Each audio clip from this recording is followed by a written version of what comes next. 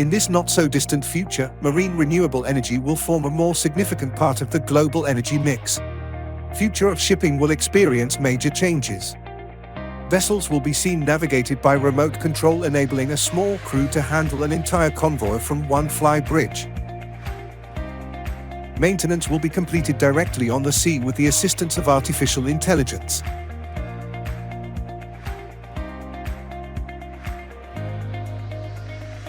Ship owners will be no longer required to buy ships, they will lease them, and all of those vessels will be equipped with state-of-the-art batteries able to recharge during their sail across the oceans.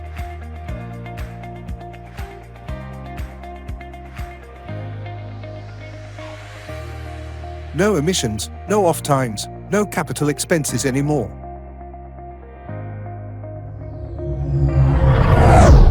And finally, shipping will go underwater, where goods will be transported by large submerged vessels with low energy consumption.